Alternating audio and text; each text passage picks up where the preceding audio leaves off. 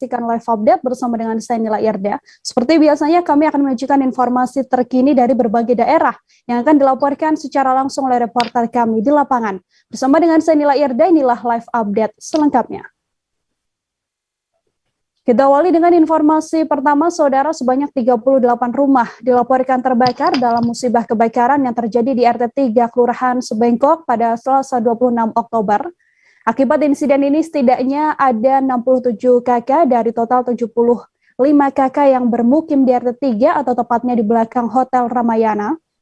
Kebakaran terjadi sekitar pukul 10.30 waktu setempat di belakang Hotel Ramayana tersebut.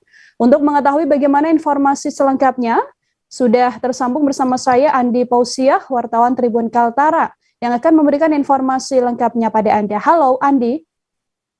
Iya, halo rekan Nila. Andi, silahkan dengan laporan Anda untuk kronologis kebakaran yang terjadi di RT 3 Kelurahan Sebengkok, Kota Tarakan ini seperti apa informasinya? Ya, baik rekan Nila, selamat sore Tribuners. Saya Andi melaporkan dari Kota Tarakan, Provinsi Kalimantan Utara. Ya benar, musibah kebakaran membumi hanguskan permukiman padat penduduk di wilayah RT 3 Kelurahan Sebengkok, tepatnya di belakang Hotel Ramayana pada Selasa 26 Oktober 2021 sekitar pukul 10.30 WITA kemarin. Kepanikan tampak terjadi dari warga yang mendiami di sekitar lokasi, dan memang saat kejadian kebakaran berlangsung, dari radius sekitar 50 meter jalanan menjadi macet untuk masuk ke lokasi, sehingga ini yang menjadi kendala bagi tim pemadam kebakaran untuk mengakses sampai ke lokasi TKP kebakaran. Adapun kronologisnya sendiri seperti yang disampaikan oleh salah seorang warga yang juga menjadi korban, di mana rumahnya habis hangus terbakar, yakni titik awal api muncul diketahui berasal dari rumah Ibu Nilam. Namun belum diketahui pasti, kata Jailani, penyebab munculnya api dari rumah Ibu Nilam itu apa. Kemudian kondisi di sana dapat saya gambarkan, angin kencang sangat bertiup di daerah lokasi, karena memang lokasi terdiri dari wilayah pesisir dan juga ada yang rumahnya dibangun di wilayah daratan, sehingga pada saat kejadian api semakin membesar dikarenakan tiupan angin yang cukup kencang dari wilayah pesisir tersebut. Dan juga ditambah pula kondisi bangunan di lokasi berbahan kayu sehingga mudah terbakar. Dan kemudian untuk saya konfirmasi ke Kepala Satpol PP dan PMK Kota Tarakan, Hani Matiksan, total ada sekitar 38 unit rumah yang terbakar setelah didata oleh tim PMK Kota Tarakan.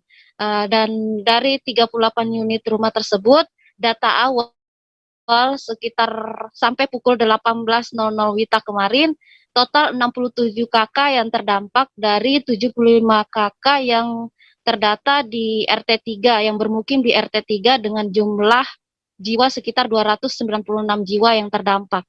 Saya juga mengkonfirmasi kepada Kepala Kapolres Tarakan, AKBP Filol Praja Artadira, dikatakan beliau memang saat ini tim dari identifikasi Polres Tarakan sedang melakukan olah TKP, sehingga untuk penyebab pasti terjadinya kebakaran belum diketahui pihaknya. Namun dugaan awal setelah informasi yang diterima oleh pihaknya, dikatakan AKBP Filol Praja Artadira, untuk penyebab kebakaran diduga awalnya karena terjadi korsleting listrik. Demikian rekan Nila. Baik, Andi, kemudian dalam peristiwa ini informasi terkait korban luka ataupun korban meninggal dunia bisa diinformasikan, lalu kerugian yang ditafsir akibat kebakaran ini mencapai berapa, Andi? Ya, kemarin pada saat kejadian, berdasarkan pantauan awak media, dipastikan tidak ada korban jiwa atau korban meninggal dalam insiden tersebut. Namun ada 9 orang korban yang mengalami luka-luka, namun masih masuk dalam kategori ringan. dan 1 dari 9 sempat dirujuk ke puskesmas terdekat. Adapun untuk satu petugas juga ditemukan dalam kondisi mengalami sesak nafas akut karena memang memiliki riwayat penyakit asma, yakni bernama Bapak Slamet. Bapak Slamet sendiri adalah salah seorang penembak utama atau yang bertugas di lokasi kebakaran. Sampai saat ini juga untuk kerugian belum dari pihak berwenang belum bisa diperkirakan berapa, namun sangat besar karena berdasarkan wawancara saya kepada beberapa warga yang menjadi korban kebakaran sendiri, untuk satu unit rumah saja bisa berkisar hingga 200 juta sampai 500 juta untuk dibangun ulang, sehingga jika ditotalkan dari jumlah 38 unit rumah yang terbakar di lokasi bisa diperkirakan nilainya sangat besar dan sampai saat ini masih dilakukan proses pendataan. Demikian rekan Nila. Setelah adanya kebakaran ini, Andi, apakah sudah ada tindak lanjut yang dilakukan termasuk dengan membuat posko begitu untuk menampung warga yang terdampak? Seperti apa informasinya? Iya rekan Nila. Untuk pada hari kebakaran kemarin, langkah cepat yang dilakukan oleh Wali Kota Tarakan Dr. Hairul MK sendiri, setelah melakukan peninjauan lokasi kebakaran, ia langsung menginstruksikan pihak kelurahan untuk segera membuat posko sementara untuk menampung korban kebakaran dan juga posko untuk menerima donasi atau sumbangan dari masyarakat. Dan tampak hari ini pantauan saya sudah ke lokasi penampungan, bantuan terus bergulir mulai dari masyarakat, dari komunitas sudah tampak terlihat seperti bantuan berupa pakaian bekas, kemudian makanan seperti mie, air mineral, kemudian perlengkapan bayi, beras dan perlengkapan mandi. Dan tim Basnas juga sejak tadi malam sudah mulai bertugas mendistribusikan untuk makan siang dan makan malam bagi korban kebakaran. Dan korban kebakaran sendiri dikatakan Lurah Sebengkok Pak Syahril Alamsyah, mereka ditempatkan di lantai 2 Kelurahan Sebengkok dan disiapkan fasilitas seperti listrik, air dan juga untuk tempat tidur sementara. Dan dikatakan Bapak Syahril Alamsyah, sampai dengan pukul 20 WITA malam tadi ada sekitar 96 jiwa dari 293 jiwa warga RT 3 yang mengungsi di lokasi pengungsian. Namun pagi tadi setelah diupdate berkurang menjadi sekitar 73 jiwa dan sebagiannya karena mengungsi ke rumah keluarga. Dan juga tadi Wali Kota Tarakan sudah kembali melakukan peninjauan, melihat kondisi warga di sana dan nantinya akan diberikan santunan berupa untuk mereka yang berstatus penyewa diberikan 1 juta dan untuk yang berstatus pemilik rumah diberikan 1,5 juta. Informasinya sore ini juga Gubernur Kaltara Bapak Zainal Paliwang juga akan bertandang ke lokasi untuk memberikan bantuan. Demikian rekan Nila. Baik, terima kasih banyak Andi Pausio, wartawan Tribun Kaltara atas laporan Anda. Untuk mengetahui informasi lebih lengkapnya, Saudara, telah terhimpun wawancara dengan seorang korban kebakaran yakni Muhammad Jailani dan juga Wali Kota Tarakan Hairul MK. Berikut liputannya untuk Anda. Itu jalan dulu, Mbak. Ada berapa orang kira-kira? Ada 10 rumah dapat ini? Dapat. Lebih? Dapat. Ini sekitar 10 rumahan. Sampai sana ini kan masih api masih berlalu iya. Mbak, yang bisa jadi masih lebih dari 10 ya ini ya. Mungkin, ya. Ini belum bisa dipadamkan kalau kita tadi Bapak bilang beruntung pemadam sempat ke sini jadi masih ini ya, Mas. Iya, untung kalau tidak. Pemadamnya tadi amankan yang di mana? Aman yang rumah pertama dulu. Yang rumah pertama yang terbakar, yang pada fokus yang pada anunya yang pertama terbakar. Lantas lari ke sebelahnya lagi, soalnya api itu lari ke darat tadi. Ke rumah saya juga. Oke. Oh, rumahnya Bapak terbakar juga? Iya, terbakar. Semua? Yang pertama dari luar sebelah kanan. kebakaran seperti Bengkok, saudara yang sebelumnya itu kita coba perbaiki jalan masuk supaya ya mengantisipasi kalau ada kejadian berikutnya lagi kan kita cepat bisa bergerak. Penataannya untuk yang lahan masyarakat, karena di situ ada lahan angkatan laut juga, Ya, katanya kan masyarakat nanti kita lihat. Untuk jenis bantuannya sendiri Pak Wali nanti kira-kira mau dikasih? Biasanya sih kita pakai ada bantuan sembako, ada bantuan peralatan biasanya untuk tempat tidur juga apa kasur dan sebagainya begitulah standar. Sama ada bantuan keuangan juga. Walaupun tidak bisa santunan keuangan, walaupun tidak besar. berapa? Nominal? Biasanya kalau yang penyewa itu 1 juta, yang pemilih 1,5 juta. Nah, biasanya juga ada dari provinsi juga.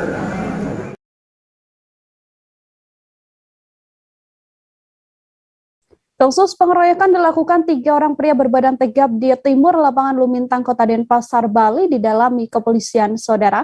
Setelah viral di media sosial aksi pelaku pengeroyokan, baik korban dan ketiga pelaku kemudian dimintai keterangan pada Senin 25 Oktober. Kasus tersebut diketahui bermula dari 3 pelaku penganiayaan yang melakukan aksi penipuan jual mobil murah pada seorang korbannya.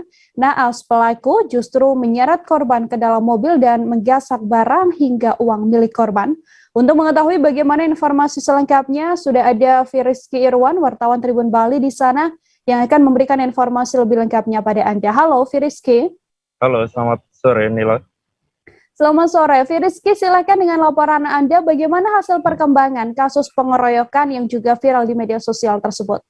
Baik, terima kasih Nila. Untuk hari ini, hasil perkembangan kasus pengeroyokan yang terjadi pada Senin 25 Oktober 2021 pada sore hari di Jalan Gatot Subroto 6J, Lumintang, Denpasar, Bali.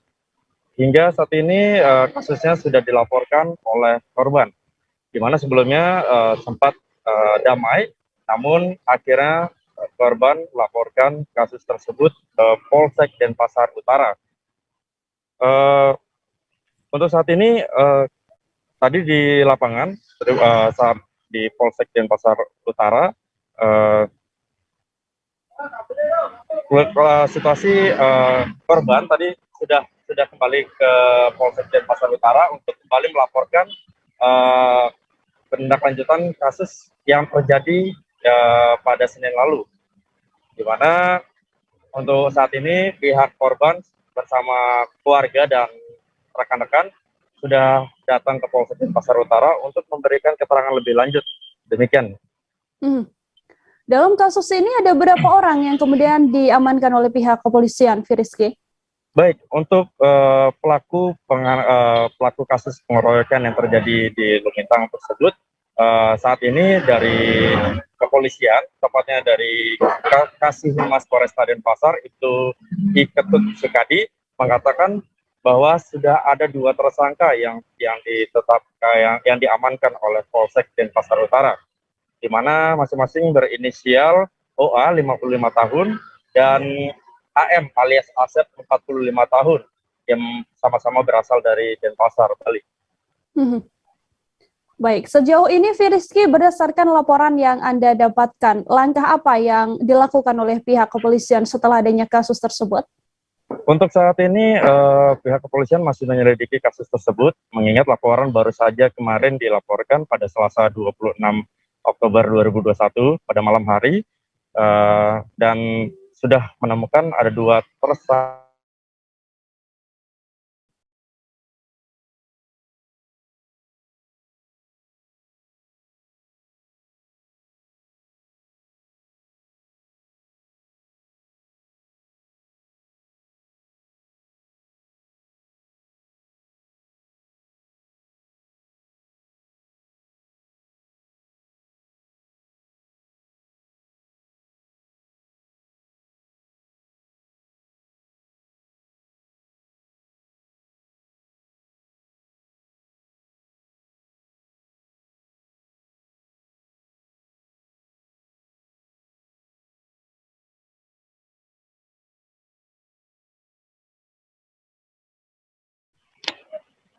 Baik, Firizky, kemudian sejauh ini berdasarkan laporan yang Anda dapatkan, langkah apa yang dilakukan oleh pihak kepolisian terkait kasus pengeroyokan tersebut? Untuk saat ini pihak kepolisian dari Polsek Denpasar Utara tengah melengkapi informasi kasus pengeroyokan ini. Bahkan diinformasikan jika pelaku lainnya berinisial I masih tengah dilakukan pencarian dan keberadaannya, di mana nantinya kasus yang sudah dikembangkan sampai saat ini, di mana tadi sudah korbannya berinisial IMPWM 28 tahun, itu kembali diperiksa untuk dimintai keterangan lebih lanjut mengenai kasus pengeroyokan yang terjadi pada Senin 25 Oktober 2021. Dan untuk saat ini kasus tersebut masih ditanganin oleh Polsek Denpasar Utara, tapi tidak besar kemungkinan bakal dibantu oleh Polresta Denpasar. Hal itu disampaikan oleh Kasih Humas Polresta Denpasar, itu Iketut Sukadi. Nanti jika ada perkembangan lebih lanjut, pastinya pihak kepolisian akan memberitahukan kepada teman-teman media untuk segera diungkap kasus tersebut. Mengingat identitas dari pelaku sendiri sudah terlihat dalam video yang beredar luas di media sosial tersebut. Demikian Nila. Baik, terima kasih banyak Firizky Irwan, wartawan Tribun Bali atas laporan Anda. Selamat bertugas kembali Firizky. Kita beralih ke informasi selanjutnya, saudara. Gempa yang terus berlangsung di wilayah Ambarawa, Kabupaten Semarang dan Kota Salatiga dikategorikan gempa jenis gempa swarm. Pihak BMKG mencatat sudah ada sedikitnya 34 kali gempa di wilayah Ambarawa dan juga Salatiga. Laporan terakhir dari BPBD Kabupaten Semarang ada 36 gempa susulan hingga Senin 25 Oktober malam dengan magnitudo 2,6 skala Richter. Untuk mengetahui bagaimana informasi selengkapnya, tersambung bersama saya Faisal Afan, wartawan Tribun Jateng di sana yang akan memberikan informasi lebih lengkapnya pada Anda. Halo, selamat sore Faisal. Ya, selamat sore rekan Nila. Faisal, untuk update terakhir mengenai gempa yang terjadi di Ambarawa, silahkan dengan laporan Anda. Baik, berdasarkan informasi yang saya terima terakhir dari BPBD Kabupaten Semarang, sudah tidak ada lagi gempa susulan yang terjadi di Ambarawa terkait gempa tersebut. Jadi gempa terakhir yang disampaikan oleh pihak BPBD yakni pada tanggal 25 Oktober pukul 21:29 dengan magnitudo 2,6 skala Richter. Jadi gempa terakhir yang terjadi pada 25 Oktober tersebut merupakan total gempa sebanyak 36 gempa susulan dengan magnitudo di bawah 3 skala Richter. Begitu rekan Nila. Kemudian setelah adanya sejumlah gempa di Ambarawa ini, Faisal, apakah sekarang aktivitas warga sekitar sudah berjalan normal atau mereka juga masih waspada akan adanya gempa lagi?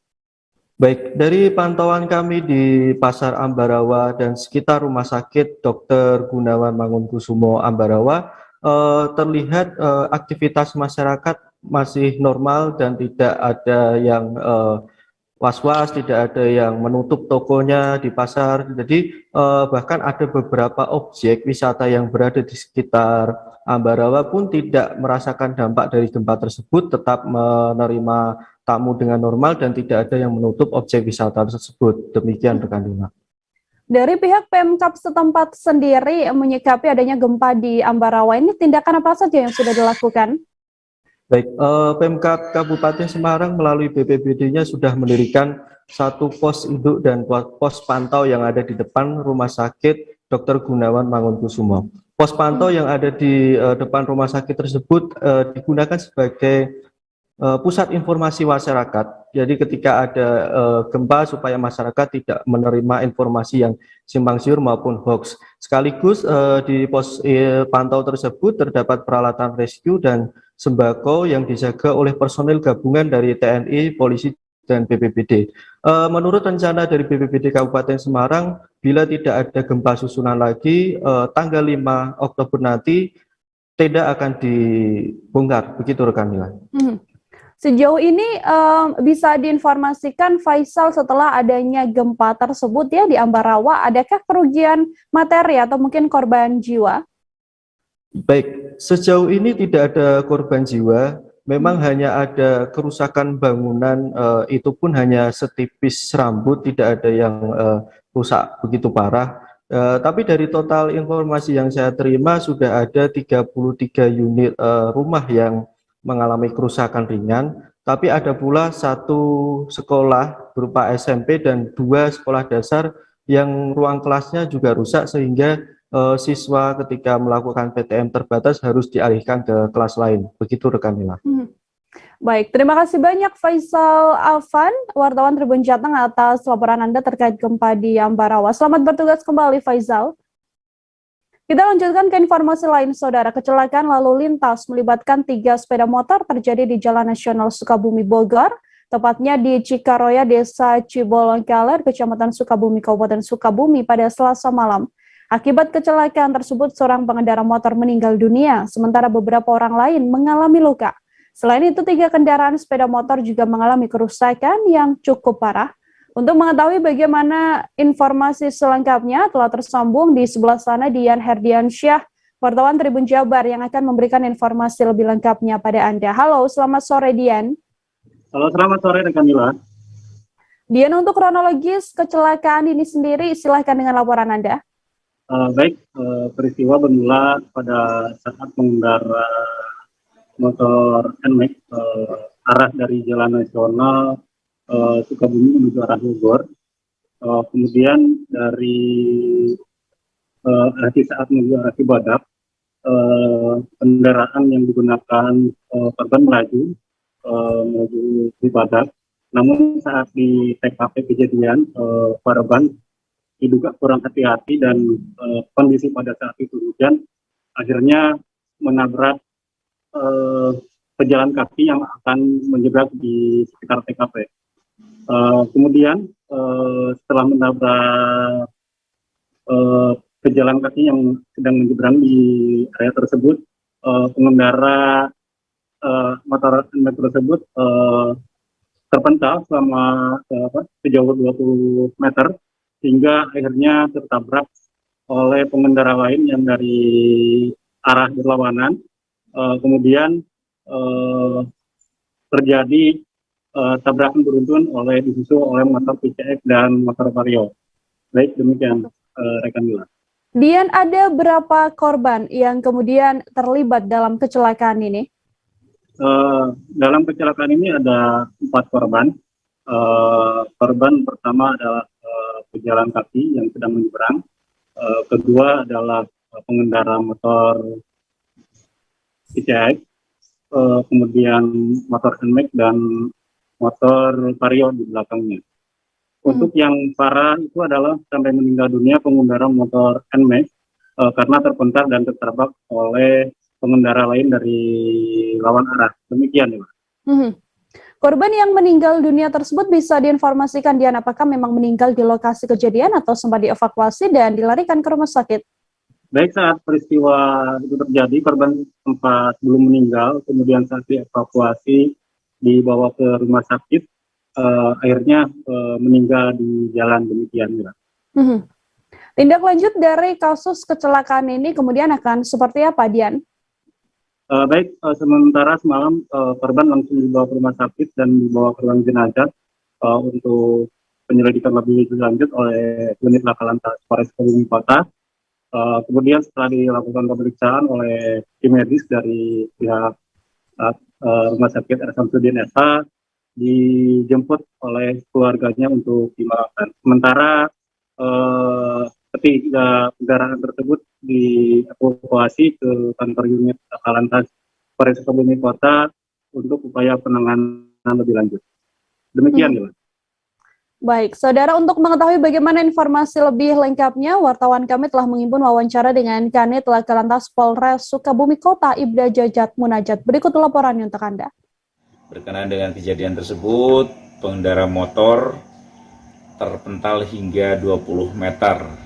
Pengendara Yamaha X-Max tersebut mengalami luka yang cukup serius dan dilarikan ke rumah sakit Beta Medica, di saat kemudian dirujuk ke Rumah Sakit R. Samsudin SH. Namun karena berkenaan dari luka yang dialami oleh pengendara sepeda motor Yamaha X-Max tersebut cukup parah, sehingga meninggal dunia dalam penanganan medis. Untuk korban atau pengendara sepeda motor tersebut atas nama Berkenaan dengan pengendara sepeda motor Yamaha X-Max tersebut atas nama Handika Prahesti, ya. Beliau berprofesi sebagai guru, dan sampai saat ini untuk korban atau pengendara sepeda motor tersebut sudah diserahkan kepada keluarga. Kita beralih ke informasi lain, Saudara. Personil Satuan Sabara Polres Banggai menerapkan strategi jemput bola untuk mempercepat vaksinasi COVID-19. Warga dijemput paksa menggunakan mobil patroli, kemudian diantar ke gerai vaksinasi COVID-19. Hal ini dilakukan sebagai upaya mempercepat program vaksinasi COVID-19 di Kabupaten Banggai, Sulawesi Tengah. Untuk mengetahui bagaimana informasi selengkapnya, sudah ada wartawan Tribun Palu, Asnawi Zikri di sana, yang akan memberikan informasi lebih lengkapnya pada Anda. Halo Asnawi. Ya. Asnawi, ini sebenarnya apa yang mendorong pihak kepolisian sampai akhirnya melakukan jemput bola gitu ya, menjemput warga untuk bisa menjalani vaksinasi? Ya, baik, Nila. Memang Satuan Sabara Polres Banggai melakukan penjemputan paksa ya terhadap warga yang kemudian melakukan vaksinasi. Penjemputan yang digunakan dengan mobil patroli ini sebenarnya karena jarak tempuh ya antara warga untuk menuju ke gerai vaksinasi itu sangat jauh, terutama di daerah Kecamatan Mantoh, Kabupaten Banggai, Sulawesi Tengah. Sehingga inisiatif dari polisi dari Polres Banggai kemudian menerjunkan mobil patroli untuk menjemput warga yang berada jauh dari gerai vaksinasi. Kemudian sejauh ini sudah berapa besar pencapaian vaksinasi di Kabupaten Banggai sendiri, Asnawi? Ya, memang upaya-upaya ini memang dilakukan oleh pihak kepolisian juga ini sebagai upaya untuk mempercepat proses vaksinasi di Kabupaten Banggai, karena sejauh ini memang target vaksinasi di Kabupaten Banggai ini belum memenuhi target, sehingga PPKM level yang seharusnya sudah menjadi level 1, tapi masih bertahan menjadi level 3 karena target vaksinasinya belum tercapai. Nah, untuk sejauh ini, untuk total sasaran vaksinasi di Kabupaten Banggai itu sebanyak 263.490 orang. Namun dari target itu, untuk vaksinasi dosis pertama baru 31%. Dengan jumlah 81.784 orang. Sedangkan untuk vaksinasi kedua itu baru 14% dari total jumlah yang divaksin sebanyak 38.707 orang. Sekian. Kemudian untuk upaya pemerintah Kabupaten Banggai sendiri untuk terus menggenjot vaksinasi COVID-19 begitu ya, seperti apa Asnawi? Ya, wawancara saya sebelumnya juga dengan Bupati Banggai, meminta mereka, dia mengaku bahwa dia meminta kepada seluruh organisasi-organisasi kemasyarakatan yang ada di Kabupaten Banggai untuk terus menggenjot ini vaksinasi. Kemudian mensosialisasikan kepada masyarakat di kalangan bawah, di masyarakat pelosok, untuk segera lakukan vaksinasi agar target vaksinasi tercapai sehingga bisa menurunkan level PPKM dari level 3 menjadi level 1, karena sejauh ini untuk penyebaran COVID itu sudah terkendali ya, sudah melandai, sehingga ini masih terkendala saja persoalan vaksin, sehingga itu digenjot oleh pemerintah Kabupaten Banggai. Demikian. Baik, terima kasih banyak Asnawi Zikri, wartawan Tribun Palu atas laporan Anda. Selamat bertugas kembali Asnawi. Kami masih akan kembali seusai jeda dengan beragam informasi lain, saudara tetap di live update. Oke, apa kabar Bang Arief di sini untuk strateginya? Kalau saya sendiri di game 37 ini yang semalam baru mulai, saya udah pas. Sebenarnya aku nggak ngerasa itu penangkapan atau penggerbegan atau apapun itu, karena gini loh, posisinya aku kriteria. Jadi kita mengenal disebut dengan stroke yang tidak berdarah dengan stroke yang berdarah. Stroke yang tidak berdarah itu biasanya ditandai dengan adanya penyumbatan. Kalau itu penyumbatan di sini mungkin pikirnya tidak ke situ kali ya, tapi kalau di Korea atau di Kamboja itu ada beberapa paper yang saya itu mas, ya dulunya tukang koran. Oh gitu ya, tukang koran. Ya saya baca ya Pak. Tuh kan pernah baca kan? Ya. Jadi kalau saya jadi pangdam itu udah bersyukur banget. Si anak ini dijadikan sebagai tersangka begitu. Ya kalau Ini kita bicara yang di luar kasus Sebongombol ya. Dengan nama hujan shower, di mana terdapat batas jelas antara daerah hujan dan tidak hujan yang biasanya terjadi pada fase awal mature stage atau tahap berbahaya dewasa. itu Kang. Jadi mulai artinya terjadinya perlembekan. Nah itu untuk penetrasi akan sulit gitu ya. Dok, saya ini menurut saya memang tidak mudah, bukan urusan tanah diambil. Kalau misalnya Amerika Serikat sekarang, Rasulullah mengatakan dalam sebuah hadis bahwa berpuasa di 6 hari Syawal itu. Oke, apa kabar Bang Arief di sini untuk strateginya? Kalau saya sendiri di game week 37 ini yang semalam baru mulai, Apa yang saya dirasakan udah Kakak Nita? Sebenarnya aku nggak ngerasain penangkapan atau penggerbegan atau apapun itu, karena gini loh, posisinya aku Kriteria. Jadi kita mengenal disebut dengan stroke yang tidak berdarah dengan stroke yang berdarah. Stroke yang tidak berdarah itu biasanya ditandai dengan adanya penyumbatan. Kalau itu terjadi di sini mungkin pikirnya tidak ke situ kali ya, tapi kalau di Korea atau di Kamboja itu ada beberapa paper yang Saya itu Mas, ya dulunya tukang koran. Oh gitu ya. Tukang koran. Ya saya baca itu Pak. Tuh kan pernah baca kan? Jadi kalau saya jadi pangdam itu udah bersyukur banget.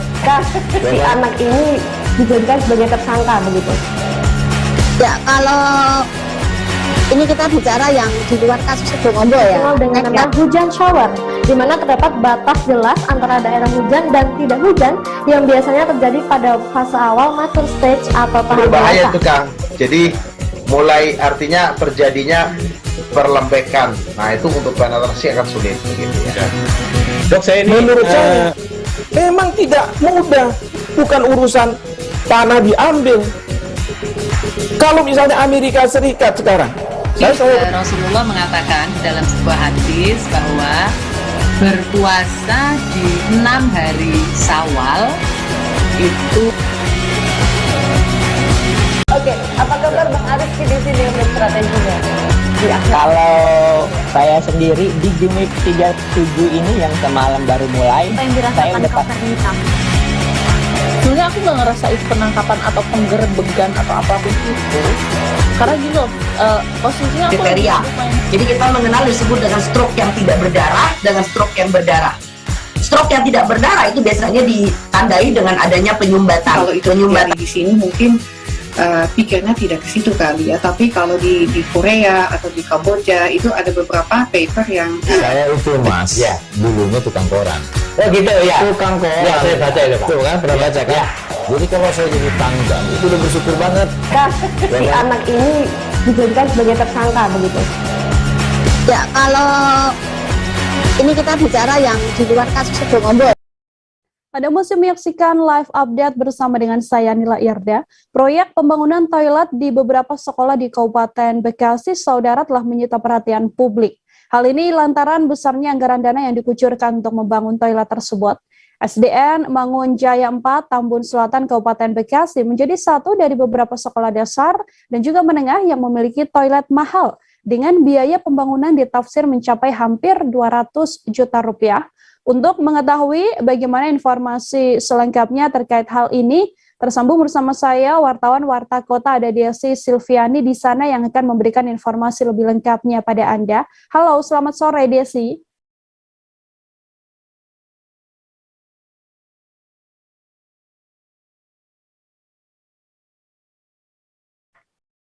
Desi, selamat sore. Ya, selamat sore Mbak. Desi, untuk kondisi toilet yang dibangun dengan biaya ratusan juta rupiah tersebut, kondisinya saat ini seperti apa? Bisa diinformasikan? Maksudnya tentang pelaporan di Polda Metro Jaya, Mbak ya?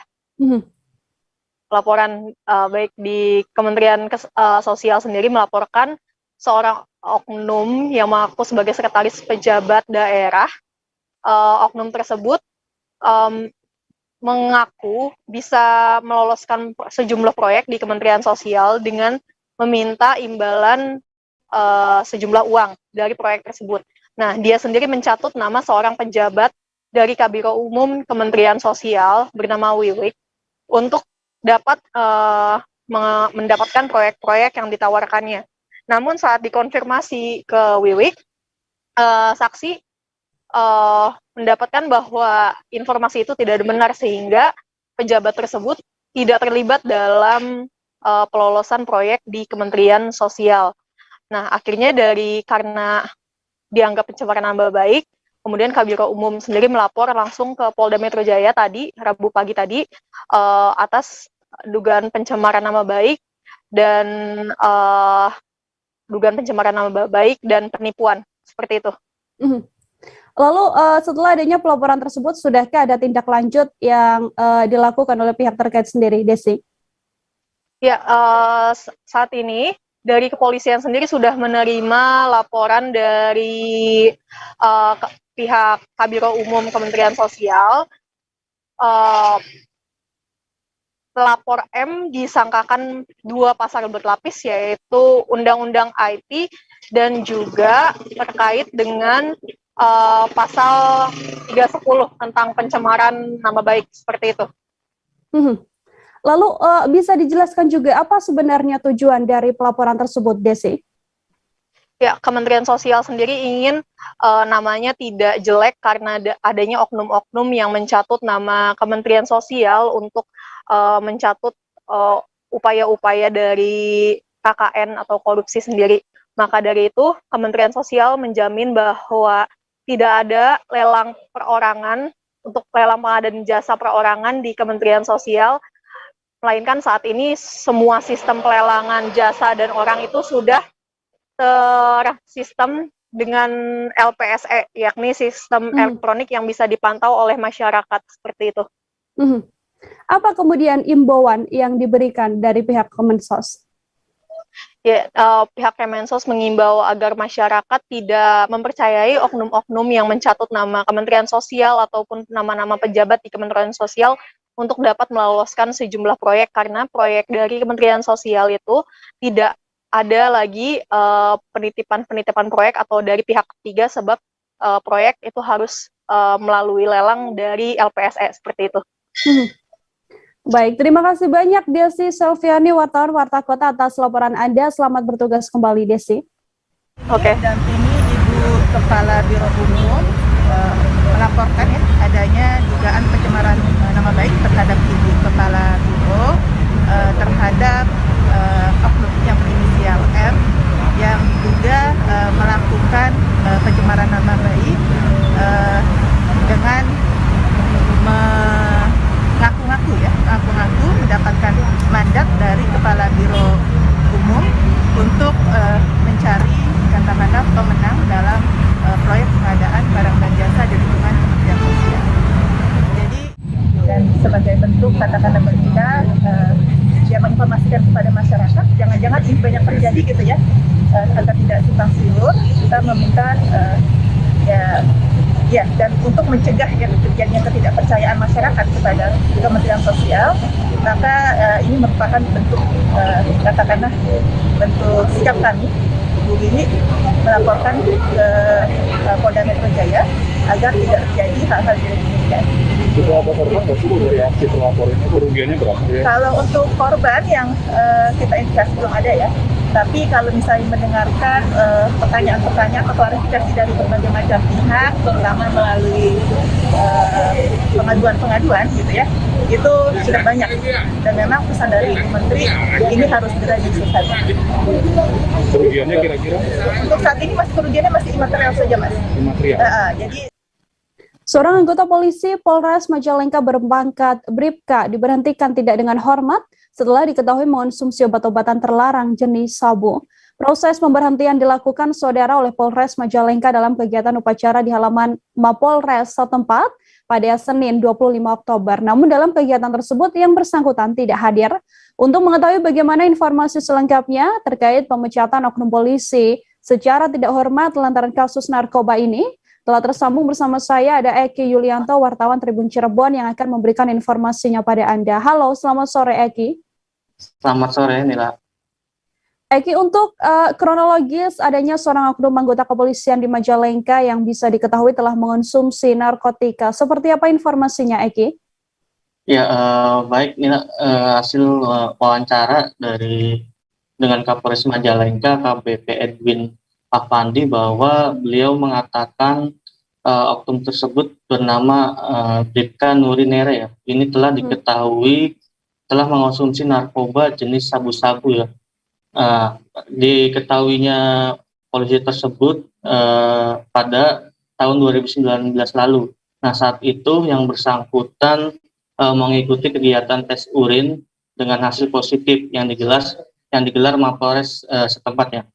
Nah, setelah itu polisi tersebut menjalani sidang yang digelar Pengadilan Negeri Majalengka. Nah, dan pada tanggal 5 Agustus 2019 dinyatakan bersalah karena telah mengonsumsi narkoba jenis sabu-sabu. Nila. Saat ini apakah oknum polisi yang bersangkutan telah ditahan oleh pihak kepolisian? Seperti apa informasinya, Eki?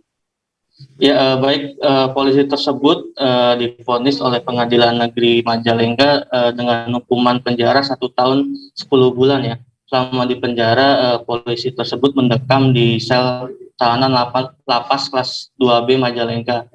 Nah, setelah keluar dari penjara pada 3 Juni 2001 lalu, Bribka Nurinere ini menjalani sidang kode etik. Nah, hasil sidang itu menyatakan bahwa polisi ini sudah tidak layak menjadi anggota kepolisian Republik Indonesia. Nila.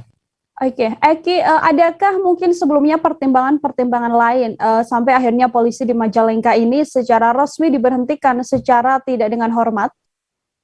Ya, menurut keterangan Kapolres Majalengka bahwa sebelum diputuskan pemecatan terhadap anggota polisi itu beberapa tahap sudah dilalui ya, mulai dari permintaan maaf terhadap institusi, mutasi bersifat emosi dan rehabilitasi. Namun menurut pandangan kepolisian bahwa yang bersangkutan sudah tidak layak menjadi anggota kepolisian sehingga pemberhentian tidak dengan hormat atau PDTH diberlakukan. Nah, sebelum menjadi anggota Kepolisian Resor Majalengka, menurut Kapolres yang bersangkutan merupakan anggota Kepolisian Cirebon. Nah, pada 2010 lalu, Bribka Nurinere ini kemudian dimutasi ke Polres Majalengka dengan sudah melakukan pelanggaran kode etik demosi ya. Nah, selama menjalani tugas di Majalengka maupun di Cirebon, diketahui yang bersangkutan memang sudah sering melakukan tindakan indisipliner ya, seperti sering tidak masuk atau lalai akan tugasnya ya. Oleh karena itu keputusan pemecatan dianggap hukuman yang pantas untuk anggota polisi bernama Bribka Nurinere ini. Nila. Baik, terima kasih banyak Eki Yulianto, wartawan Tribun Cirebon atas laporan Anda. Untuk mengetahui informasi selengkapnya, Saudara, Tribun wawancara dengan Kapolres Majalengka AKBP Edwin Afandi. Berikut laporannya untuk Anda. Pemberhentian ini disebabkan karena yang bersangkutan melakukan penyalahgunaan narkoba jenis sabu-sabu pada tanggal 25 Maret 2019. Kejadian tersebut merupakan akumulatif dari pelanggaran disiplin dan pelanggaran kode etik yang dilakukan oleh yang bersangkutan. Pada tanggal 5 Agustus 2019, yang bersangkutan diberikan hukuman pidana oleh Pengadilan Negeri Majalengka selama 1 tahun 9 bulan. Dan pada tanggal 3 Juni 2021, yang bersangkutan dilakukan sidang kode etik Polri yang memutuskan bahwa yang bersangkutan sudah tidak layak lagi menjadi anggota Polri. Kegiatan pemberhentian dengan tidak hormat kepada anggota Polri merupakan alternatif terakhir dalam siklus pembinaan anggota Polri. Irfan Setiawan, seorang oknum polisi berpangkat Bribka, menjalani sidang kode etik di Mapolres Bandar Lampung pada Selasa 26 Oktober, Saudara. Sidang kode etik ini terkait pencurian mobil Toyota Yaris bersama 3 orang lain pada 9 Oktober lalu. Dari hasil sidang, Bribka Irfan Setiawan dinyatakan melanggar kode etik. Dia divonis pemberhentian dengan tidak hormat karena melanggar peraturan Kapolri. Untuk mengetahui bagaimana informasi selengkapnya, ada wartawan Tribun Lampung Joviter Hussein di sana yang akan memberikan informasinya pada Anda. Halo Joviter. Halo Nila. Joviter, silahkan dengan laporan Anda, apa yang dilanggar oleh polisi berpangkat Bribka ini hingga akhirnya diberhentikan dengan tidak hormat oleh pihak terkait? Ya, baiknya bisa saya sampaikan seperti yang disampaikan oleh Kabid Humas Polda Lampung kemarin, bahwa Bribka IS dinyatakan bersalah dengan melakukan pelanggaran baik etik maupun profesi polisian. Diketahui bahwa Bribka IS atau Irfan Setiawan terlibat pencurian sebuah mobil yang dilakukan pada 9 Oktober lalu. Dan saat ini Bribka IS telah diamankan bersama 1 orang rekannya di Mapolresta Bandar Lampung. Setelah dilakukan pemeriksaan, Bribka IS juga dilakukan sidang etik internal kepolisian. Baiklah. Terkait kasus pencurian mobil ini, bagaimana akhirnya oknum polisi ini bisa ketahuan begitu ya terlibat dalam kasus kriminal ini, Joviter? Ya, Satuan Reskrim Polresta Bandar Lampung melakukan penyelidikan setelah menerima laporan dari korban. Saat itu korban mengungkapkan bahwa dirinya disekap oleh seorang oknum polisi pada Sabtu 9 Oktober malam. Saat itu korban sedang bersama temannya, lalu disekap oleh pelaku yang diduga berjumlah 4 orang, termasuk Irfan Setiawan dan 1 rekan lagi yang telah diamankan di Mapolresta Bandar Lampung. Nah, dari penyelidikan, para polisi mendapatkan 1 nama, yakni oknum polisi tersebut. Baiklah. Selain oknum polisi ini, mungkin juga bisa digambarkan, Joviter, siapa lagi yang terlibat, lalu bagaimana perkembangan kasus tersebut saat ini? Ya, khusus untuk Bribka Irfan Setiawan, tindak pidana umum tetap dilakukan pemeriksaan oleh Satreskrim Polresta Bandar Lampung. Diketahui salah satu orang lagi yang telah diamankan yaitu oknum PNS berinisial AG. Dari keterangan 2 tersangka ini, diketahui ada 2 tersangka lagi yang belum berhasil ditemukan. 2 tersangka ini berasal dari swasta, pihak swasta. Saat ini masih dalam pengejaran. Baik, Mila. Baik, terima kasih banyak Joviter atas laporan Anda. Untuk mengetahui informasi lebih lengkapnya, Saudara telah terhimpun wawancara dengan Kabid Humas Polda Lampung Kombes Pol Zawani Pandra Arsyad. Berikut laporannya untuk Anda.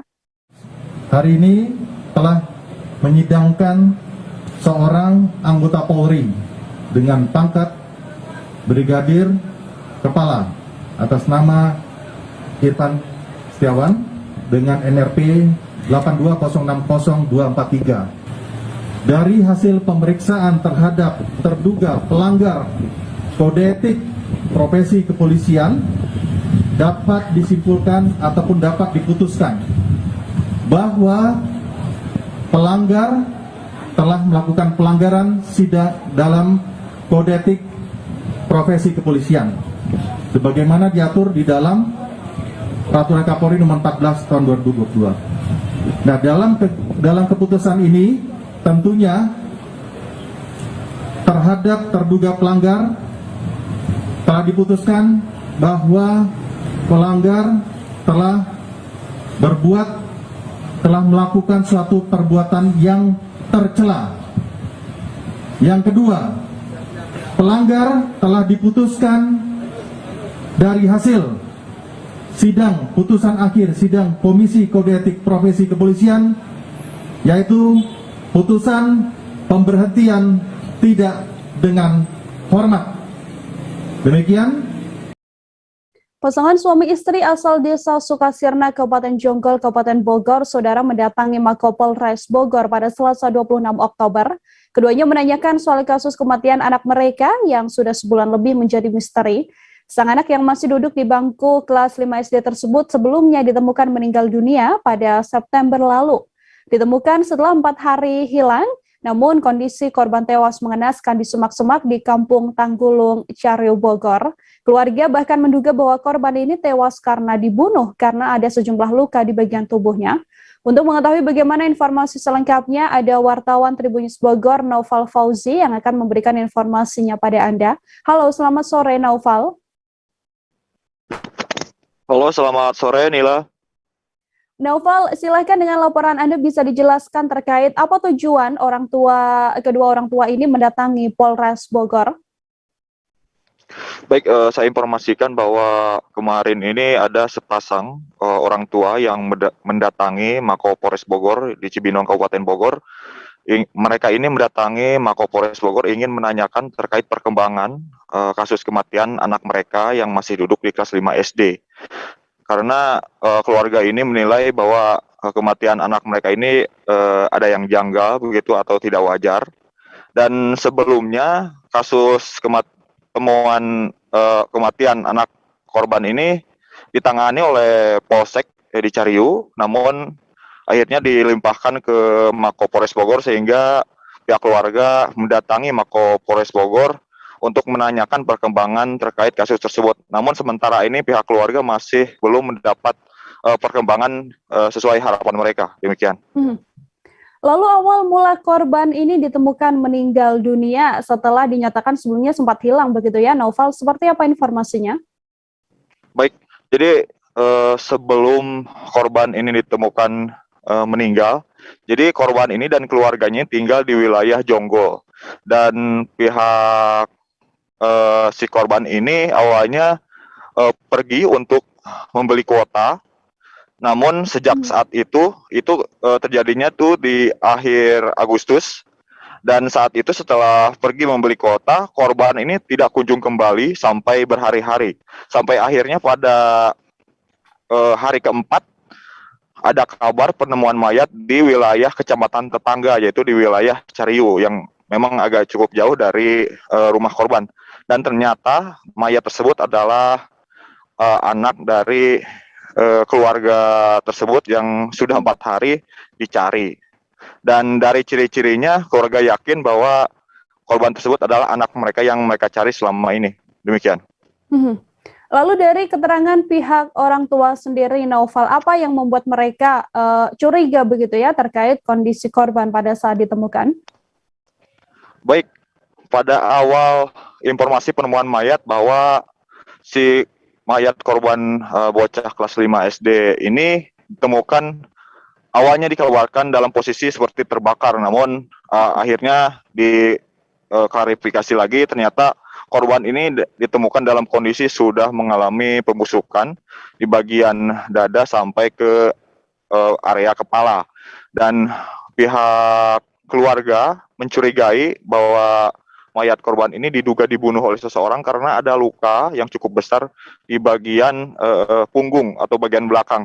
Namun pihak keluarga masih belum memastikan terkait luka tersebut karena hasil otopsi masih belum keluar. Demikian. Lalu pada saat ditemukan, Naufal, apakah memang hanya korban saja atau mungkin ada barang-barang korban juga di lokasi atau bahkan barang-barang milik korban ini hilang? Baik.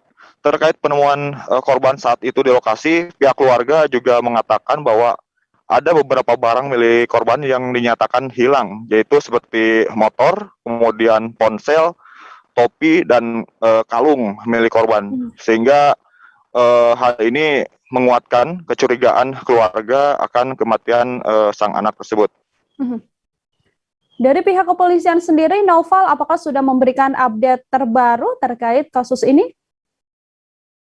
Baik, dari pihak kepolisian sampai saat ini masih belum bisa memberikan keterangan detail terkait karena kasus tersebut memang belum lama dilimpahkan dari Polsek ke Mako Polres Bogor. Jadi pihak Satreskrim Polres Bogor saat ini juga mendeteksi bahwa memang ada beberapa saksi yang masih belum diperiksa, dan sampai saat ini pemeriksaan saksi-saksi masih dilakukan dalam penyelidikan kasus ini. Demikian.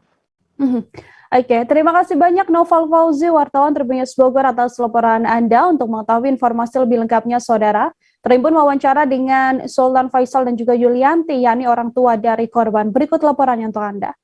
Sempat ada firasat atau apa? Kalau firasat sih nggak ada, emang kan dia biasanya juga kalau pulang nggak pernah jauh mainnya, cuma di sekitar rumah aja. Makanya pas dia besokannya itu nggak pulang, walaupun dia nginep di rumah temen, jam 9 itu dia pagi pasti pulang. Ini sampai 2 hari, 3 hari kok nggak pulang-pulang. Pas 2 hari dia itu nggak pulang, baru saya nanyain ke ruko yang biasa dia jaga ini. Dia juga pun nanyain, anak ini tumben nggak datang, biasanya tuh jam 10 itu dia udah ada di ruko, ini sampai 4 hari ini udah nggak ada. Di ruko itu dia kerja atau gimana? Bantu-bantu untuk ngisi luang karena dia nggak sekolah, belajar lewat daring, jadi ngisi waktu luang aja ya. Cepat dikasih gaji pertama atau gimana? Dikasih gaji pertama itu dia 500, kasih ke orang tua. Terakhir sama saya itu ini buat mama, katanya duit buat mama 300, buat Fahri ada nggak buat Fahri ada 200. Emang Fahri dikasih berapa? 500. Benar ada kata dia. Emang Dede misain buat mama, kata saya ikhlas nggak nih ngasih orang tua, bilang kalau nggak ikhlas nggak usah, buat Dede aja. Enggak kok Ma, pas saya buat orang tua, Fahri nggak ikhlas, kata dia, ini buat mama aja, ya udah. Proyek pembangunan toilet di beberapa sekolah di Kabupaten Bekasi telah menyita perhatian publik, Saudara. Hal ini lantaran besarnya anggaran dana yang dikucurkan untuk membangun toilet tersebut. SDN Mangunjaya 4, Tambun Selatan, Kabupaten Bekasi sendiri menjadi satu dari beberapa sekolah dasar dan menengah yang memiliki toilet mahal dengan biaya pembangunan ditafsir mencapai hampir 200 juta rupiah. Untuk mengetahui bagaimana informasi lebih lengkapnya, sudah tersambung di sebelah sana wartawan Tribun News, ada Rizky Sandi Saputra yang akan memberikan informasinya pada Anda. Halo Rizky. Ya, halo Nila dan juga Tribuners. Rizky, silakan dengan laporan Anda bagaimana kondisi toilet yang dibangun dengan biaya ratusan juta rupiah tersebut. Ya, jadi Nila, siang tadi tribunnews.com menghadiri atau mendatangi SDN 04 yang ada di Tambun Selatan, Kabupaten Bekasi, di mana ini merupakan salah satu sekolah dasar yang menerima proyek atau pembangunan toilet mahal, yakni seharga 200 juta untuk biaya pembangunannya. Di mana tadi berdasarkan pantauan saya di lokasi, begitu kondisi toilet ini tidak spesial toilet pada umumnya, begitu kondisinya biasa aja, dan bangunannya juga tidak terlalu mewah, hanya berukuran kira-kira 3 x 3 meter dengan hanya 2 sekat begitu, dengan 2 pintu. Namun tadi saya tidak dipersilahkan untuk masuk ke toilet karena pihak sekolah tidak mengizinkan begitu, karena menurut mereka ini bukan jam belajar mengajar, jadi untuk segala keperluan fasilitas di sekolah ditutup untuk sementara begitu, Nila.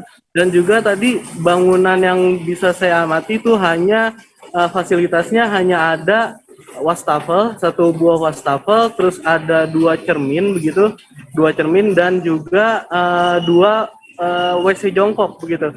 Dan ini jika ditafsir dengan harga biaya hampir 200 juta ini pantas gitu untuk menuai polemik dari warga begitu, Nila.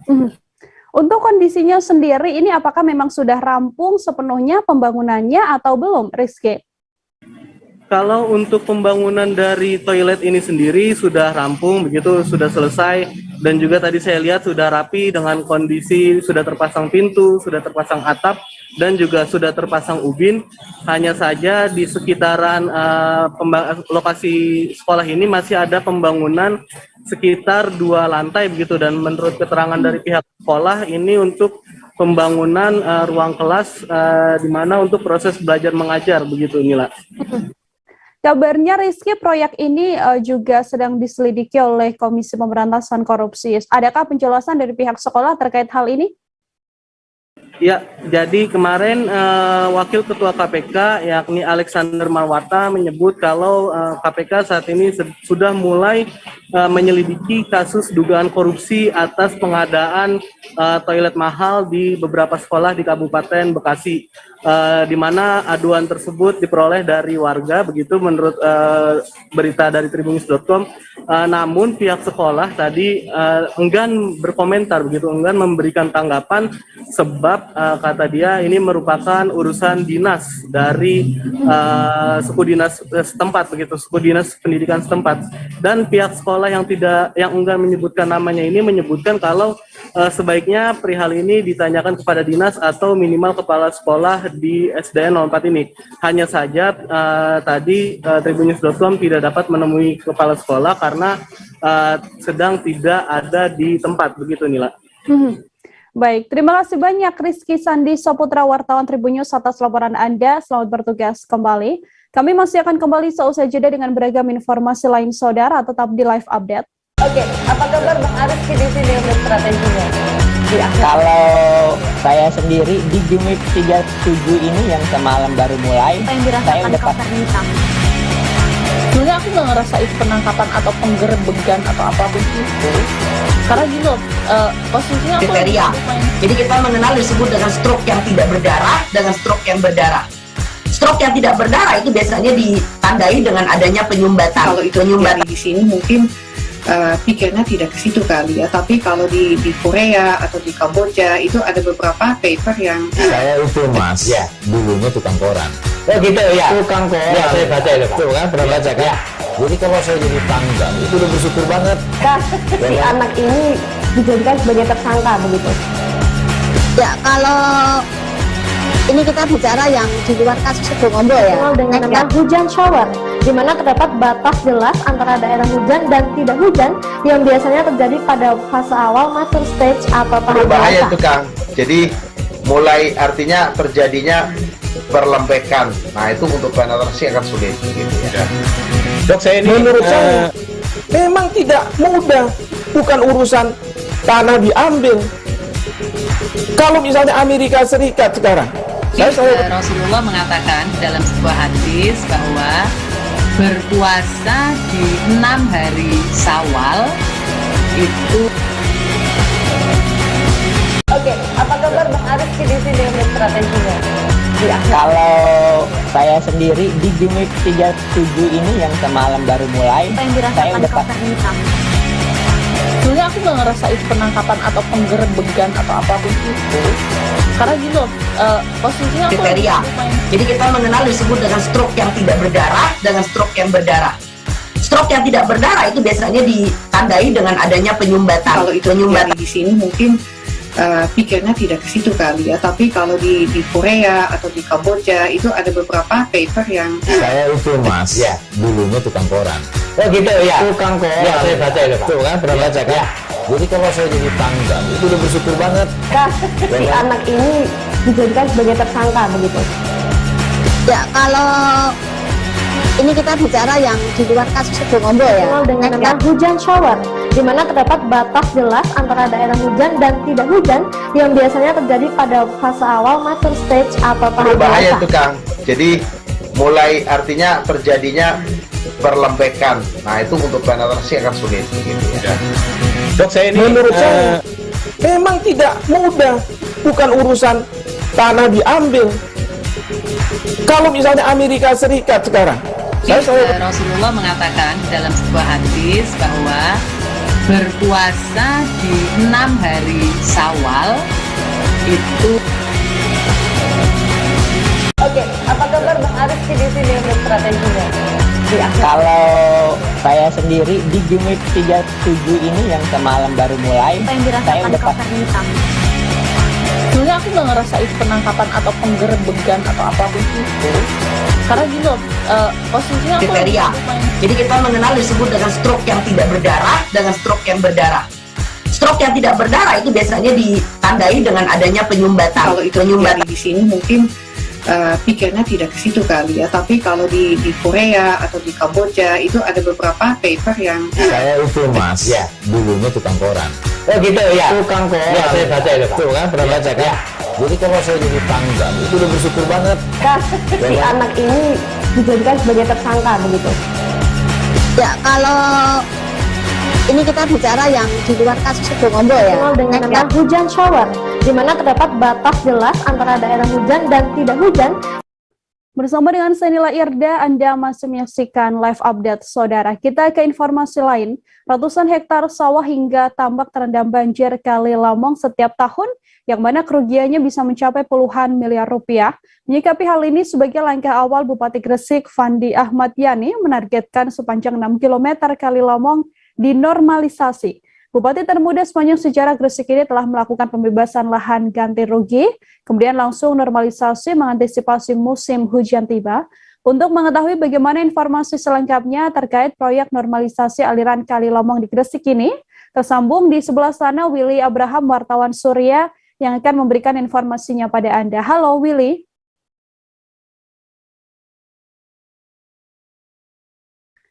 Halo Willy, selamat sore. Ya, selamat sore, Vilda.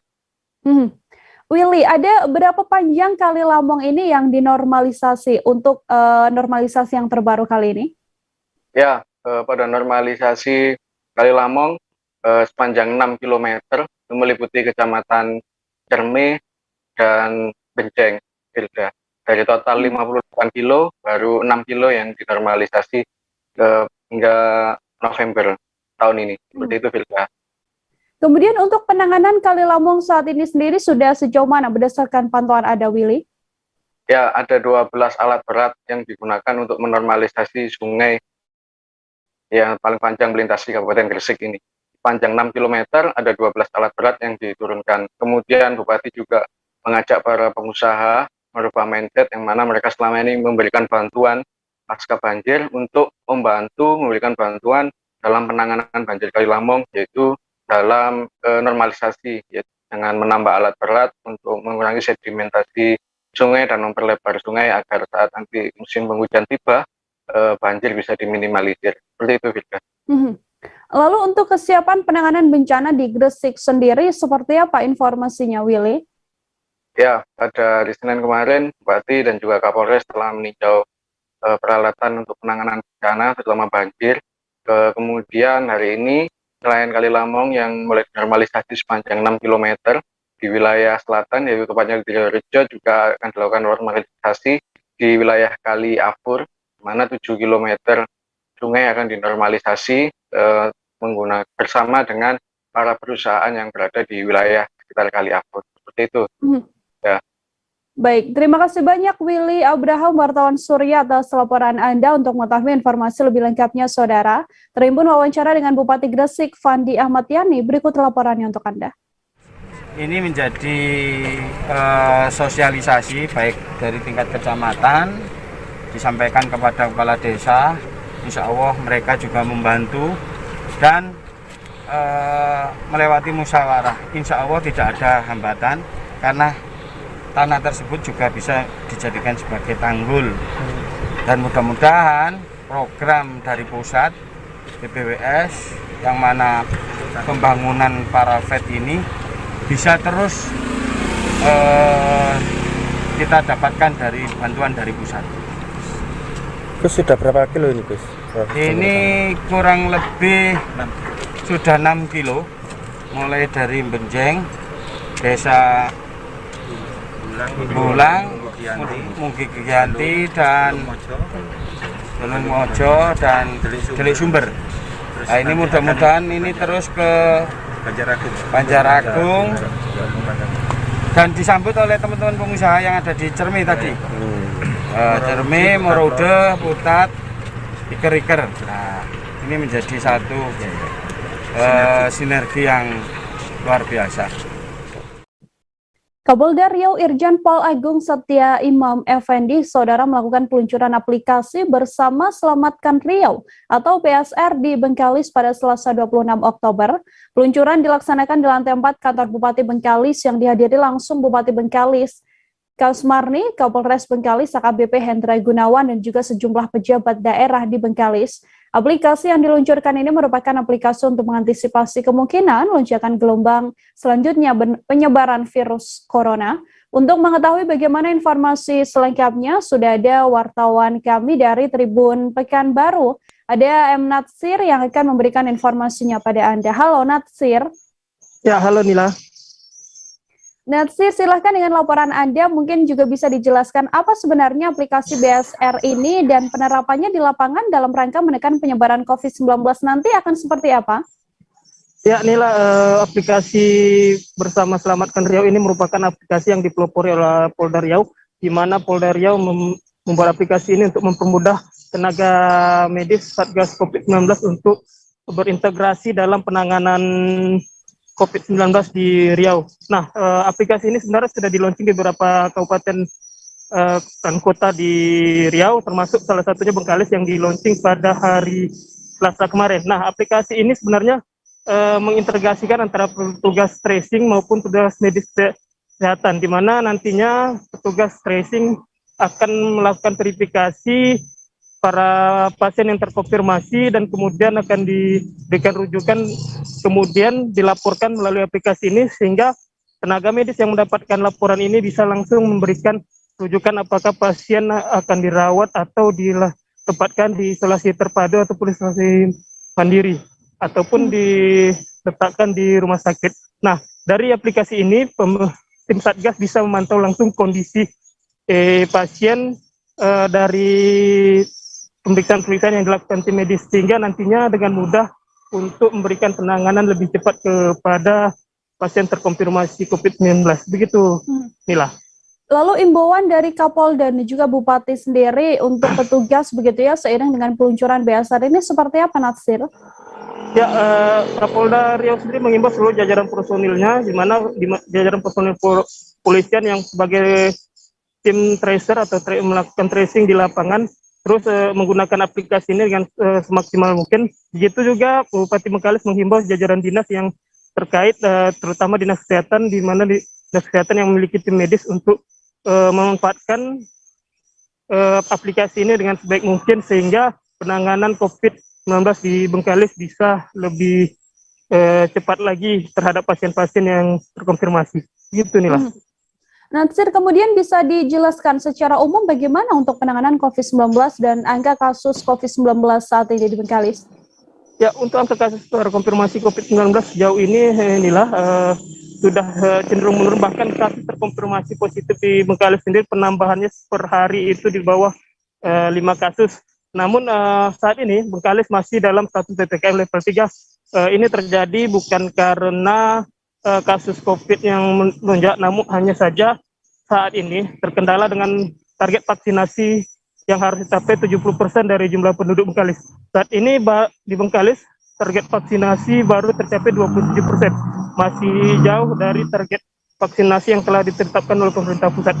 Pemerintah Bengkalis sendiri bersama stakeholder terkait, baik itu TNI maupun Polri, sedang menggencar-gencarnya melakukan vaksinasi massal agar target ini bisa tercapai hingga akhir tahun ini. Begitu, Nila. Baik, Natsir, terima kasih banyak atas laporan Anda. Untuk mengetahui informasi lebih lengkapnya, Saudara, wartawan kami telah menghimpun wawancara dengan Kapolda Riau, Irjen Pol Agung Setia Imam Effendi. Berikut laporannya untuk Anda.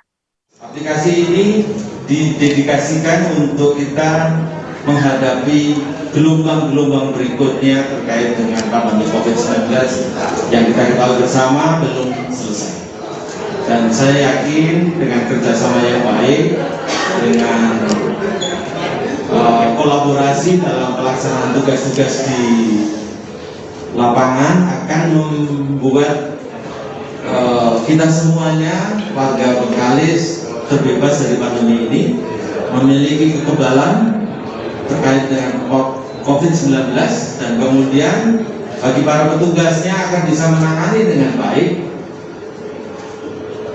warga yang terpapar COVID-19, dan negara hadir sampai dimanapun mereka berada, dan kemudian mengambil langkah-langkah konkret penanganannya, tenaga medis dengan penanganan medisnya dan pendukung-pendukung lainnya yang tentu tidak kalah pentingnya, sebagaimana posko PPKM yang ada di masing-masing kelurahan, para tracer, para vaksinator, itu semua adalah orang-orang yang mendukung dalam penanganan COVID-19. Melalui aplikasi ini itu semua diintegrasikan dalam pelaksanaan tugas-tugas.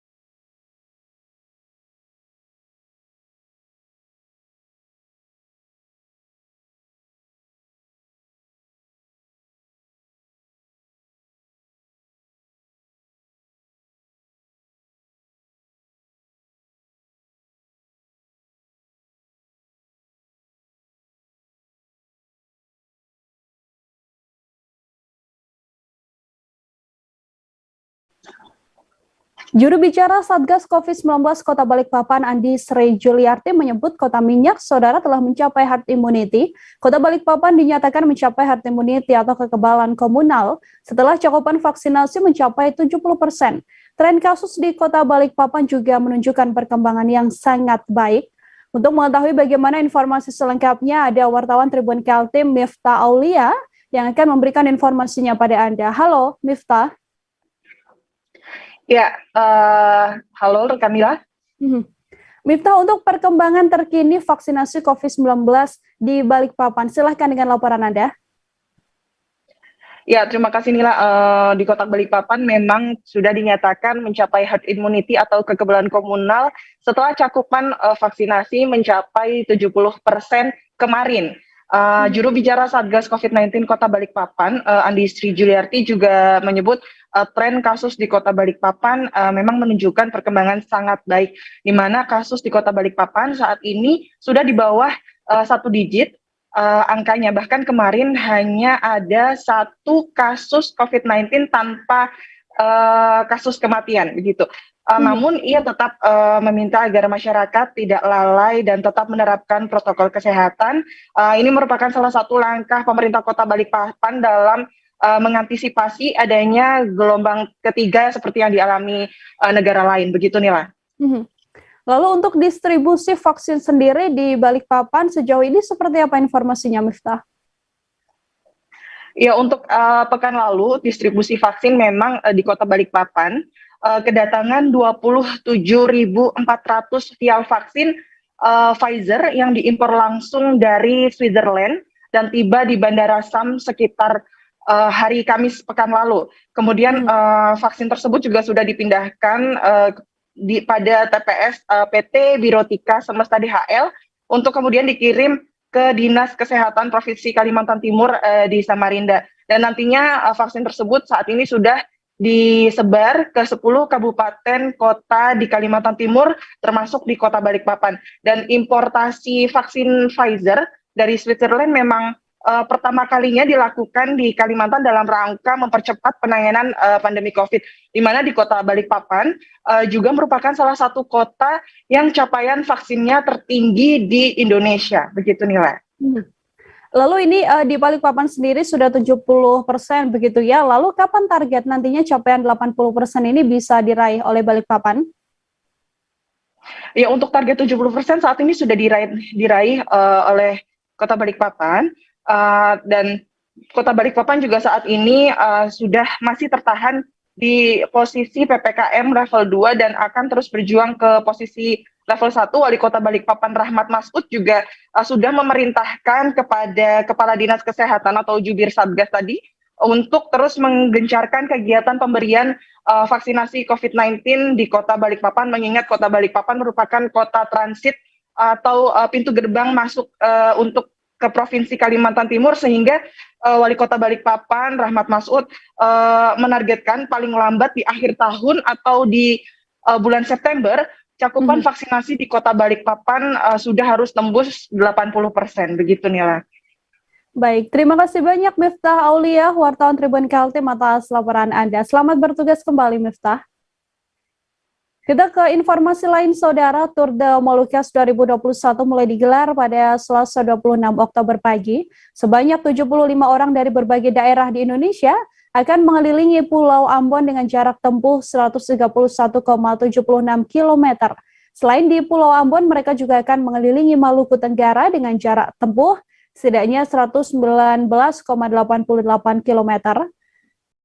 Tour de Molucas ini merupakan salah satu event olahraga dan juga atraksi wisata, Saudara. Untuk mengetahui bagaimana informasi selengkapnya, ada Alvin Risanto, wartawan Tribun Ambon di sana yang akan memberikan informasinya pada Anda. Halo Alvin.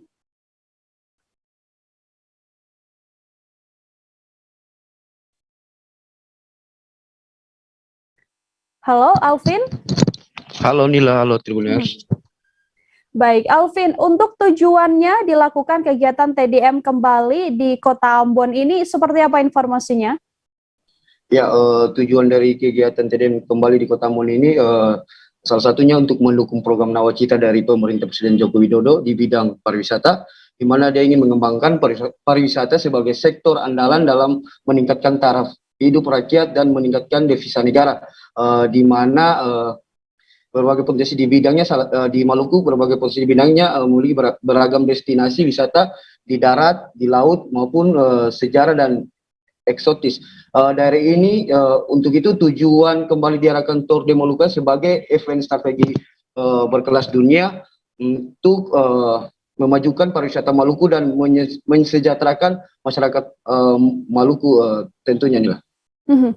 Lalu total ada berapa banyak peserta yang hadir dan juga ikut dalam TDM kali ini? Kebanyakan mereka datang dari mana saja, Alvin? Ya, untuk peserta yang hadir kali ini berjumlah 75 orang yang didatangkan dari berbagai di daerah Indonesia sendiri, berbeda dari tahun 2017 yang lalu. Peserta lebih banyak, yakni 80 orang didatangkan, mereka datang dari 35 negara. Karena mungkin COVID, jadi peserta kali ini cuma di dalam Indonesia sendiri, ya. Begitu, Rekanila. Lalu untuk pengawalan jalannya event ini yang dilakukan oleh pihak kepolisian seperti apa? Ini kan juga masih berjalan di tengah pandemi begitu ya, Alvin. Adakah memang hal khusus pengamanan yang dilakukan kepolisian? Ya, untuk hal khususnya pengamanan itu di tempat-tempat yang dilewati para peserta balap sepeda ini, ya, seperti di kemarin itu pertama di start di Gong Perdamaian, terus di Polsek Bandara juga ada sedikit pengamanan, di Telaga Kodok, di desa itu juga Mamala, dan juga di desa Batugong itu dilakukan pengamanan di Pulau Ambon. Untuk di Maluku Tengger sendiri, untuk spot-spotnya ini dilakukan pengamanan juga begitu, rekan Mila. Baik, terima kasih banyak Alvin Risanto, wartawan Tribun Ambon atas laporan Anda. Selamat bertugas kembali, Alvin. Kita lanjutkan ke informasi lain. Saudara, seorang pria bernama Iwan Kurniawan tewas diduga karena dikeroyok sejumlah petugas keamanan di sebuah rumah sakit di Jakarta Pusat. Sejumlah petugas keamanan atau security di rumah sakit tersebut bahkan hampir dihakimi keluarga Iwan Kurniawan pada Rabu 27 Oktober. Keluarga Iwan tidak terima dengan perlakuan dari security yang melakukan penganiayaan hingga mengakibatkan korban meninggal dunia. Untuk mengetahui bagaimana informasi selengkapnya, ada Miftahul Munir, wartawan Warta Kota di sana, yang akan memberikan informasinya pada Anda. Halo Munir. Halo rekan Nila. Munir, bisa diinformasikan awal mulai kasus ini terjadi hingga mengakibatkan seorang korban meninggal dunia. Seperti apa informasinya? Baik, untuk kronologis awal sesuai dari keterangan aparat kepolisian Polsek Senen, bahwa kasus ini tuh berawal dari seorang pria bernama Iwan Kurniawan, warga Johar Baru, Jakarta Pusat, yang diduga melakukan tindakan pencurian di rumah sakit tersebut, namun korban sendiri mengalami beberapa penganiayaan hingga mengakibatkan luka parah di bagian kepala, dan pada akhirnya pihak rumah sakit mendatangi keluarganya bahwa saat ini kondisi korban dalam keadaan kritis, dan kemudian pada hari Senin lalu korban sendiri menghembuskan nafas terakhirnya, sehingga hal ini yang memicu ketidakterimaan pihak keluarga dan melakukan penggerudukan pasca pemakaman korban pada Rabu siang tadi. Demikian rekan Nila. Pada saat mendatangi rumah sakit, apa saja tuntutan dari pihak keluarga korban, Munir? Baik, pihak keluarga korban sendiri menuntut agar aparat kepolisian segera melakukan gerak cepat mengungkap siapa pelaku yang telah menganiaya hingga menyebabkan korban ini meninggal dunia. Kemudian juga keluarga korban ingin mengetahui siapa saja pelakunya, dan memang sedikit ada perasaan kesal karena pihak keluarga hanya ingin nyawa dibalas nyawa. Seperti itu rekan Nila. Lalu Munir, terkait adanya pengeroyokan yang mengakibatkan seorang meninggal dunia ini, apakah dari pihak kepolisian sudah menangkap sejumlah orang yang terkait? Baik, untuk korban sendiri, untuk keluarga korban sendiri sudah mendapatkan informasi bahwa ada 6 orang yang diamankan oleh Polres Metro Jakarta Pusat sejak kemarin, Namun belum diketahui apakah ke-6 orang ini sudah ditetapkan sebagai tersangka atau tidak. Tapi pihak keluarga yakin bahwa ke-6 orang itu adalah pelaku dari penganiayaan Iwan Kurniawan di rumah sakit Raja yang berada di Kecamatan Senen, Jakarta Pusat. Dan untuk keterangan dari polisi sendiri kemarin menyatakan bahwa ada 10 orang yang sudah diperiksa, itu semua dari pihak manajemen dan pihak security Rumah Sakit Raja atau yang dulu namanya adalah Rumah Sakit Tamrin. Demikian rekan Nila. Baik, terima kasih banyak Munir atas laporan Anda. Untuk mengetahui informasi lebih lengkapnya, Saudara, wartawan kami menghimpun wawancara dengan keluarga korban Sumiati. Berikut laporannya untuk Anda. Tolong dibantu, diamankan, diberantas, nyawa balap nyawa. Ini Ibu dengan Ibu siapa, Bu? Sumiati. Ibu apanya korban, Bu? Keluarganya. Bu, emang gimana sih Bu itu bisa sampai begitu kemarin? Dia disangka maling, tapi Bebe tidak ada. Dipukulin sampai matanya bubar, balanya, geger otak. Siapa Bu pelakunya, Bu? Pihak security. Udah ada 6 orang di Polres. Berarti udah ada calon tersangka? Ada. Kalau Bapak mau lebih jelas lagi, ke Polres Jam 1. Nanti saya dari Polres saya yang nangani. Ya, Pak. Justru itu saya lagi ini jangan bikin. Iya Pak, mungkin habis dari kuburan kali pada panas ya Pak ya. Tolong Bapak bantu ya Pak ya. Udah, sekarang Pak, anak. saya yang nyidik sini. Sekarang yuk balik aja. Oke Pak, thank you Pak ya. Terima Pak. Informasi tadi sekaligus menutup perjumpaan kita dalam live update kali ini, Saudara. Jangan lupa untuk terus menyaksikan live update selanjutnya di seluruh kanal YouTube dan juga Facebook Tribun Network. Masih di tengah pandemi, kami kembali mengingatkan Anda untuk selalu menerapkan protokol kesehatan dimanapun Anda berada. Saya Nila Irda beserta kru yang bertugas pamit undur diri. Terima kasih dan sampai jumpa. Jangan lupa like, subscribe, dan share ya.